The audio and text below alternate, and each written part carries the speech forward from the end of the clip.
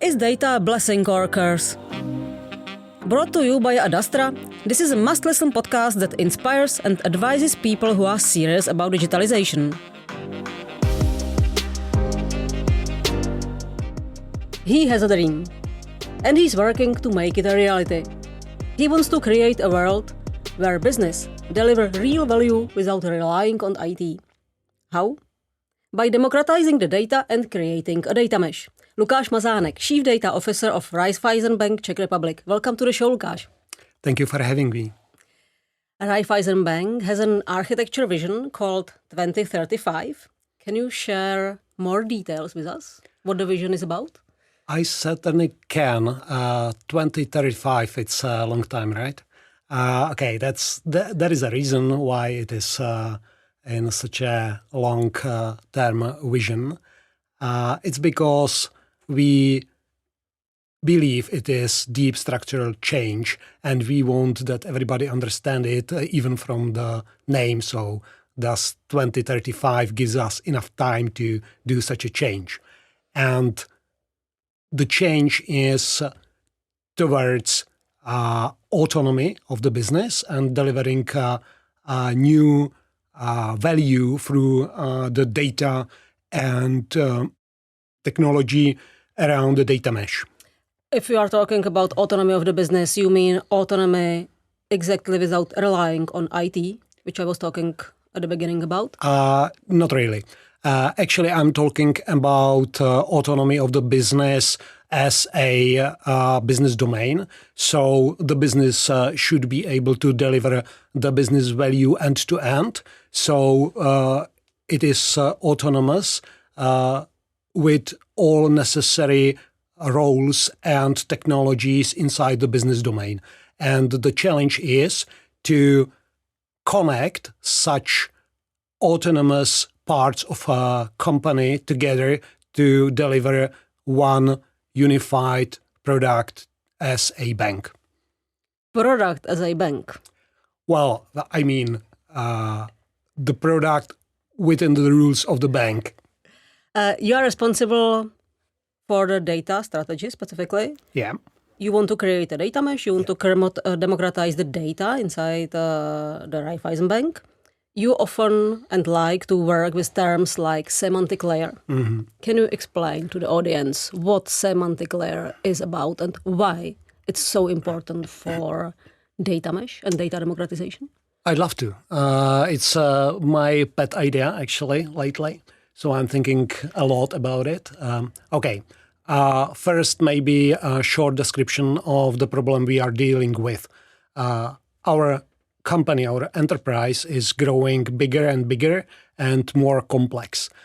Basically, when you have complex environment and you add new application, then it is not creating plus one bigger problem, actually, because there are association between all applications and systems. So adding one system can generate a really bigger growth of the problem. So you mean that the exponentiality growth? Exactly. It's like we have like 350 applications and systems around something like that. And if you add one more, it's not 351 because there are association between all applications, mainly the integration. And integration, it is like 35 to 60% of expenditures in IT. So adding one more application can generate hundreds of new data integration, and so the problem is growing much faster. And each such system usually is a silo. So there is locked data within the application, and the data has different meaning within the application. It's like the most simplest example would be for example, customer name, which sounds pretty obvious, but in some countries you have third name. And where will you put this name when you have only two attributes, first name and last name?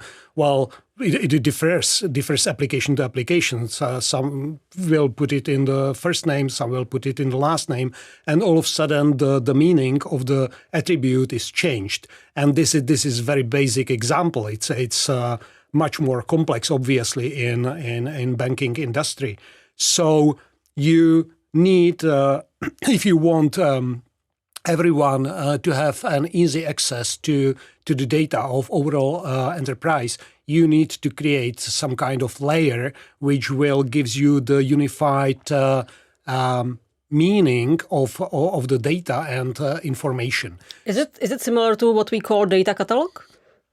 Well, data catalog is, I would say, the beginning. It's like a data catalog gives you the information, what attributes you have all around the organization and where these attributes are located. But you need also define the meaning of the attributes. And basically, each attribute represent, let's say, concept. It's and now we need to be really careful about words we are working with.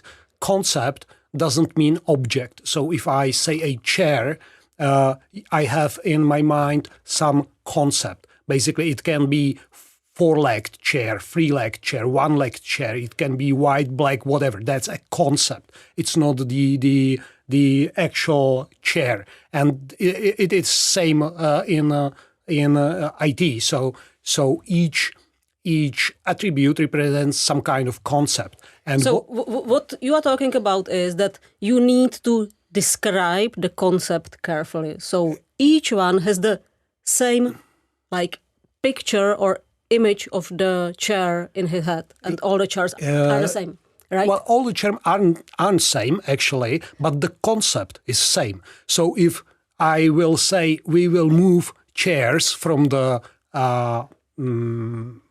room, then I don't really have to know how the chair looks like.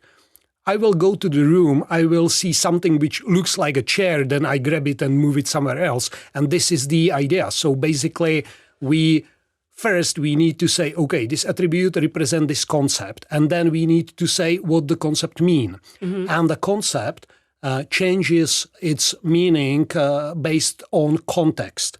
And context is given by domain, business domain. Okay. And we are back in autonomy. So first we need to carefully split the organization into business domains, because within these business domains we have a context, and the context gives the meaning to the concept. And so we need to give the tool to the employees to define their concepts within their context. It's like when you try to define some business term and you invite all important people from all company saying, okay, guys, define who is your customer. Well, you will never reach agreement, right? Because for a retail and for corporate, the customer is someone completely different. It's a physical person or legal entity, right? It's the complete different definition. But on conceptual level, it's a customer. They will understand.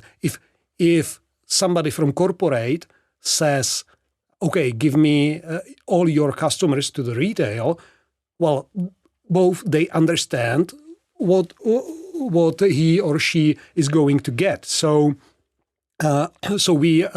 we need to define concepts for all attributes and create business glossary.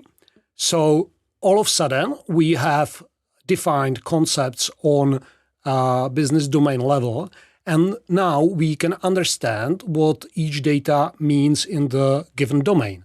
And okay, well, these tools are available for multiple years, so that's nothing new. But what's new is coming of knowledge graphs.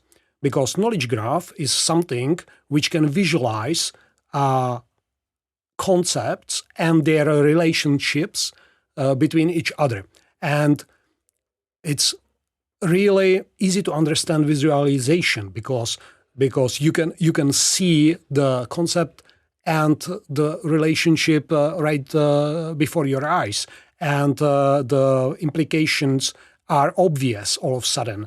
So semantic layer is something which provides easy, understandable, and accessible layer to all the data within the enterprise. So basically, all of a sudden, you don't need to understand every particular system to get the data or information from the system.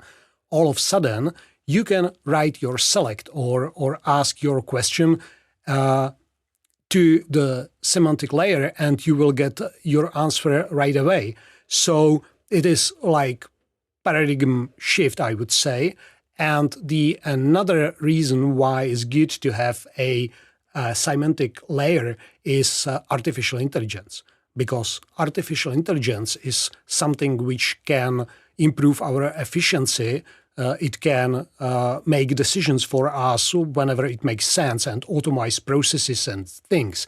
But if we want AI act in such a way, we need to give to the AI knowledge, not the data. And the difference between data and knowledge is you need to provide the context, meaning, experience, and some other important metadata. So if you enrich your data with metadata and put it in the semantic layer, then all of a sudden you can train automatically your AI to provide you with some automatization, decisions, or even summaries. So I'm sorry for this long answer, but it is necessary. And does it mean that you've already started to bringing this vision to life, right? We definitely are working on this for multiple years, but we started small. We started with data catalog, business glossary. We are making some proof of concepts to knowledge graphs and semantic layer. And which business domain did you choose as the first ones? That is a very good question. Actually, I'm waiting because we are in the middle of agile transformation. So right now we are building our first business domains. So I will use this domain as an example. But for example, our investment is working for quite a significant amount of time as a business domain. It's not officially a business domain, but it acts as it. And we are right now preparing the proof of concept in the data mesh field. And I need to maybe clarify the connection between semantic layer and the data mesh, because data mesh is not only about the sharing the data, but it's also about data products.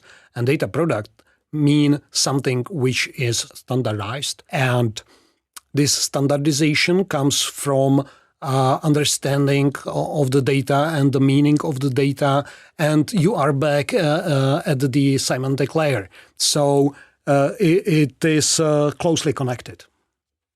It's not only about the semantic layer and understanding what the data are about the context and concept, as you were talking about, but also, from my perspective, the challenge is to keep the proper data governance in each of the domains created, right?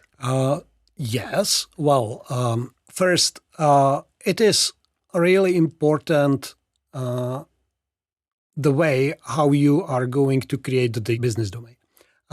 We used domain-driven design by Eric Evans as a methodology, and basically he states that a business domain is a sphere of influence and knowledge or acts. And This is important because yes, you can transform your organization from a management point of view. You basically draw some lines and say, okay, this is business domain.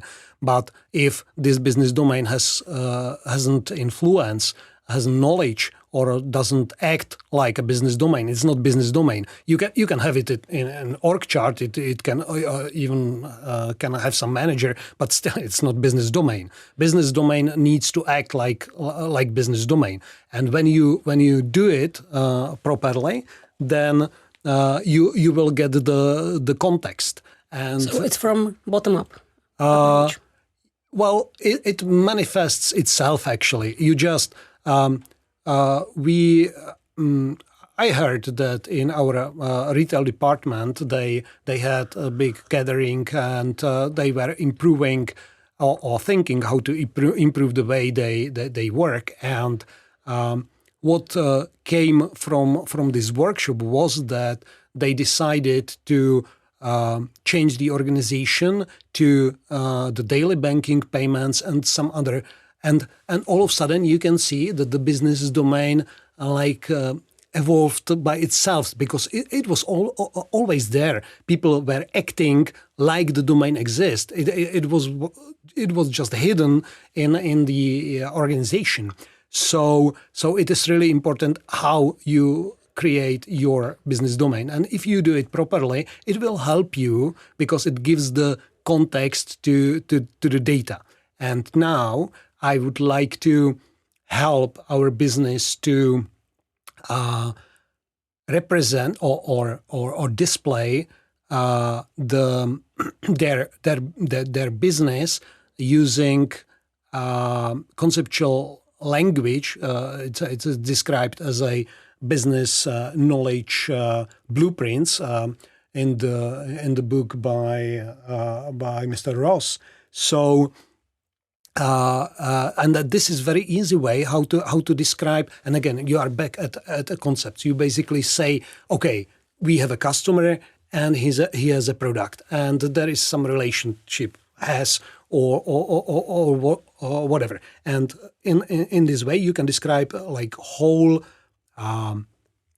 environment or conceptual environment of the domain. And if you use such an approach and you connected it with the semantic layer or business glossary and data dictionary, all of a sudden you make everyone outside your domain to understand what it means. And being said this, I try to come back to your original question. Yeah, data governance. Okay. Our approach is to let the domain to do within the domain whatever they need, because they are P&L responsible. So it can have some reason why not to do it properly or correctly from our point of view. It's a business. Sometimes it makes sense to do something quick and dirty just to generate the profit. So whatever happens in the business domain, it's in business domain. But once it crosses the border of the business domain, and now you can see why it is so important to have correctly defined the business domain, then federative governance is applied. And federative governance, from my point of view, first, I believe in something as a governance as a code. So maybe we will touch this in data mesh later, because it should be part of data product. Basically, the data product says these are rules you can work with this data product. If you don't comply, you simply cannot. So the federative data governance, from my point of view, should be automized and should be standardized. So we would like to define some top-level ontology to put all definitions within domains together. And now I should probably define ontology. Okay, ontology, and I'm sorry for this word. Nobody likes it, but I do. It's actually a very old word. You like a lot of words: semantic layer, knowledge graph, ontology. yeah. Okay, Yeah, go ahead. Yeah, I'm sorry, but it helps me to communicate. And okay, ontology is actually a very old part of philosophy, and it basically defines the things and relations between them. And so basically, top-level ontology says what things we have in organization and what are their relationships. And good thing is that actually somebody did this work for us. There are open ontologies you can rely on, like, for example, FIBO, which is Financial Industry Business Ontology. And basically you can find definition of pretty much every concept in the financial industry. It's not everything, so you will have to extend the ontology to your needs, but when you do that, it's like standard, and then you can every domain can associate to this ontology. So basically, you can do whatever you want within your domain, but once you cross the border, you need to link the concept to the top-level ontology, and all of a sudden, all business domains understands each other. But crossing the border, this happens each time when anybody else outside your domain needs your data from the specific domain, right? That's right. That's right. So it's most of the use cases. Well, actually, it depends on the industry. It's like in banking or heavily regulated industries, it will be most of the cases, actually. But there are industries where pretty much happens within the domain and a little bit is shared across. And this is the moment where the data mesh comes handy, actually, because this is the way how to share and organize the data within the domain, so in a decentralized environment, and it is also scalable. And the reason why it is possible is because we have domain ownership, as we talked about before. We have a data product, which is like package of the data with all metadata necessary, like the how it should be fresh, how often it should be delivered, the policies of the data, security requirements, whatever. This is connected and packaged all together to the data product. And then we have, and that is extremely important, we need to have self-service platform. It's basically, if we want to be autonomous, we need to provide some kind of self-service, because we don't really want every business domain to create everything from the scratch. First, because it would be a mess instead of mesh. Yeah, but also it would be too expensive. It doesn't really make sense to implement security measures 8 times, right? Like why? You can do it once. So you need to provide a self-service layer which will resolve all this necessary and boring compliance and IT stuff for you, so the business can focus on their goal. So in my data strategy, I describe it as a robot assembly line. It's a place where the business arrives and everything is ready and shiny and working out, and then they just say, okay, all of a sudden we want to create a red car instead of a white, and that's it. It's a business idea, and we can right away start the production. So self-service, and we have also the fourth one, which is federative governance, but we have touched this before. So. Can you give me an example of data products or specific data product? It's Raiffeisenbank? For example, sales. It's like if we would like to create, let's say, a machine learning model to analyze the transactions of the given customer, then it would be handy to have obviously the transactions. So in the retail business domain, where the business happens, the transactions of the given customers are captured, and these transactions are packaged together with the policies, like, for example, who can read the transaction, or GDPR regulations, or requirements for freshness of data or whatever. So it is packaged, and it is provided usually as a service to the other business domain, and also it is registered to so-called marketplace. So all of a sudden, everybody in the company can see that the data package, data product, sales, or it would be probably called something like all transactions of a retail customer or something like that, because the name of the product should be descriptive. You should understand what's in the package right away. So it will be provided into the marketplace, and then everybody can come and get it. If I understand it well, so I can come to the marketplace, ask for for example, transactions data from retail customers, of retail customers, and I can ask those data a lot of questions I'm interested in, for example, from marketing perspective, right? To build better strategy. This is what a data product should be definitely, about. Definitely. Usually, customers of marketplace are data scientists. So you can do all kinds of the magic they do, but also it can be a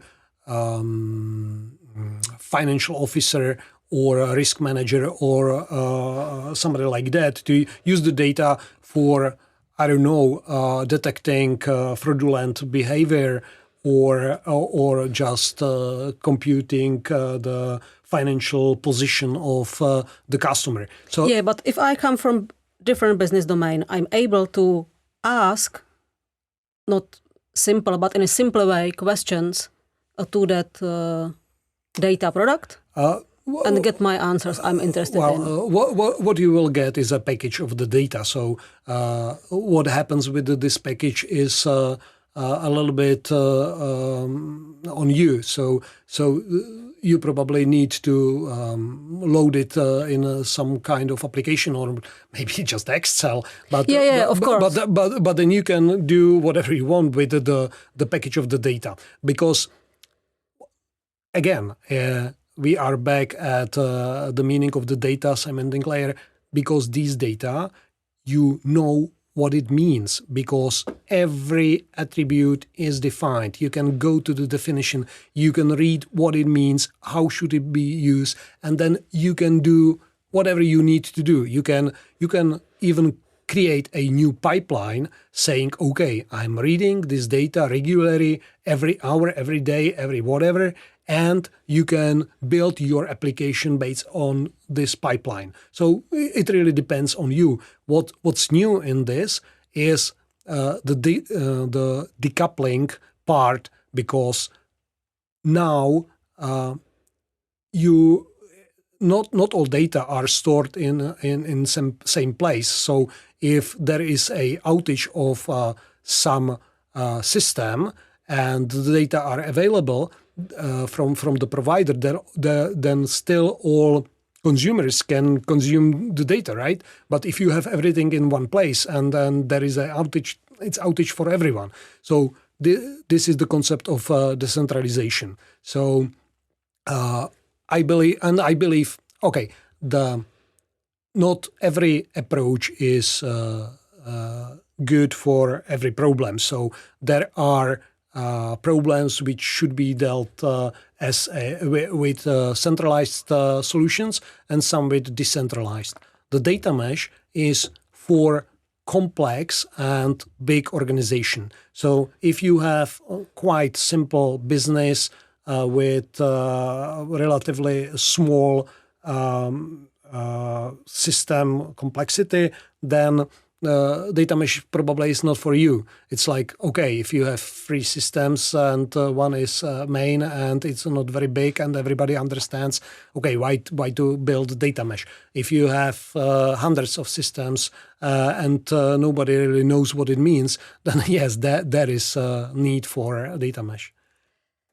When talking about one place where all the data should be stored to be available to all business domains within the organization, how does it come together with Microsoft Fabric concept? Because I think Microsoft Fabric should help a lot with going ahead with the data mesh concept. Yeah, that's an excellent question, actually, because data fabric goes perfectly with data mesh.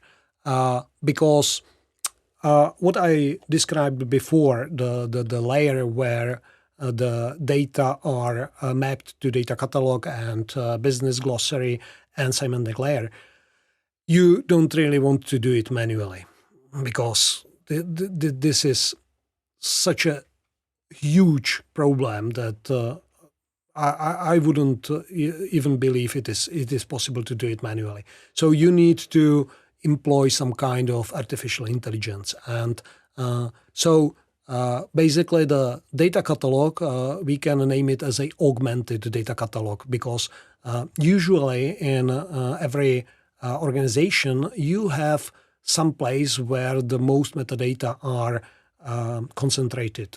In our organization, it is data warehouse. In our data warehouse, we have, I would say, like 80% of all data of a whole enterprise, and it's very well documented. So in our case, we are going to train a large language model on top of this data and metadata, and then we can find similarities in other systems and enrich the data with the metadata from this model. And this is the way how we will populate the data dictionary, and we can also use artificial intelligence to help us with the definition of the concepts. Because if we have top-level ontology, we can train the artificial intelligence to look for similarities in definitions, and then we can also populate the business glossary and semantic layer. So data mesh is like technology. It's really the tool how to do it. The data mesh is more like organization and methodology point of view. So these two goes perfectly together. Okay, but you need some kind of maturity of your business people and also your IT people to be able to work with that together, okay? That's right. But okay, and that's very good question, because I believe that one of main goals of IT is to remove these obstacles. It's like, because actually it's called cognitive load. It measures what you need to know to be able to do your task. And we don't want that our customer is a data analyst or data scientist. And the customers, you mean? Internal customer. Customers. I'm sorry, I'm just speaking from the position of IT. Okay, so what IT needs to do is to create such an environment where these obstacles are removed. It's hidden behind some automatic rules and applications. For example, right now we are making POC on a tool for data business glossary and data dictionary, and this tool has this feature that you can create your own application as a simple configuration based on the metadata defined in this application. And so basically, if you define all your concepts and relations, and you say where the data lies in data catalog, and you do it in this application, then you can say, okay, create me an application on these concepts, and then the front end is generated. You can right away input your data, but now the data are captured with the metadata, because now the fields are connected with the concepts and the relations. So from the point of view of the user, nothing really changed, because he or she still inputs the data, but since we did this change, all of a sudden also metadata are captured. So I believe that this is one of important tasks of IT, lower the cognitive load. Do you believe that you will be able to really achieve that by 2035? I believe we will achieve that much sooner in some selected parts, and I believe this is the correct approach. I don't believe in huge transformation projects which will create completely different organization within 10 years. It's like it's too ambitious. Okay, so going step by step, creating some kind of evolution inside the bank. Yeah, because these are new approaches, new methodologies. For example, data mesh was defined 2019 by Jean-Marc Degani. So 2019, right? It's very new. So we need to be very careful, and we should start slowly. We should start small, and we should scale up. And okay, so my goal after we set up the environment, my first goal would be, okay, let's capture the new data in the new way. Not change all the organization, but let's not worsen the situation. So I don't know, maybe it doesn't sound too ambitious, but I believe this is the right way. What are the main challenges you expect to meet, or you expect to needed to be overcome? Okay, this is cultural change, actually, because we are living in the world of application first. When you come in any meeting, when they are creating some new product or something like that, they are talking about behavior of the application. It's like how it will be react on this situation, or where will be the button. But almost never you can hear discussion about the data. But the paradigm is shifting, and it's shifting right now. I'm reading the great book. It's called Data-Centric Revolution. I really recommend. And there are situations described why this change is difficult. For example, there was a Hungarian doctor in like 19th century who knew that there is a correlation between the afterbirth troubles and the hygiene. And he proved it because he changed the situation in the hospital, and these problems improved. But he was ridiculed, and he ended up in the mental hospital, and he died, and he never saw his finding to get in the reality. It's so we as a humanity, we knew there was a proof, but still we didn't change, because for people, it's easy to continue with the knowledge or situation on environment as they know. And if the paradigm shift is required, well, that's really, really difficult. And people were dying because of this. And still or for example, there were like sailors and they had this disease because of the lack of vitamin C. And they made an experiment with the lemon juice, and these problems disappeared. And still, I think it took like 50, maybe 100 years before they took the lemon juice together on the boat, and people were dying. They knew it, and they were still dying. So okay, the biggest obstacle would be the culture. It's cultural change because data-centric thinking is completely different. It's like the idea behind it is, okay, let's take best care about the data. Let's have one unified meaning of the data, one model. And I don't really think the canonical model. I mean, one model for the organization. Then build as simple applications as possible so we can toss them away. Because that's exactly what is happening, and it's happening every day.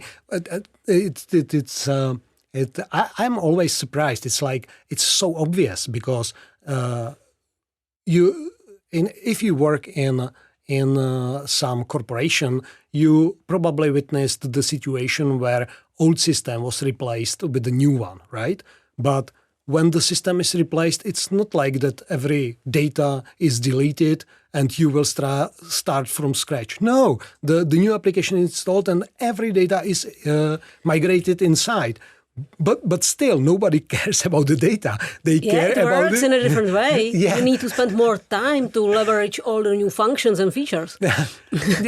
Yeah. So it's cultural change, and it won't be easy. It won't be easy. This is the biggest obstacle. So it's not technology. It's not methodology. We have, I would say, we have everything we need. We just need. Convince people this is the right way, and we need them to help us. It's like we need this network effect. It's the data governance was, well, okay. Lately, when I have speeches somewhere, my first question to the auditorium is, who thinks that the data governance is sexy? And lately there are people who raising their hands and thinking that's sexy. Who are they? Well, basically, sometimes they are even from business and IT, because people can see it more and more. So I believe that this change will happen, but this. In every organization, you have some data management team which enforce the data governance, but that's a few people, and it's like thousands of people are making data, and a few people should enforce the government. It won't work. So what we need is a network effect, and so we need to convince every employee that the data is asset. And I'm sorry for this phrase, because nobody, I think nobody really understands what it means. It's like the data as an asset means that's all. It's important. You really need, and then every employee needs to work with the data in such a manner as it is most precious asset of the company. So.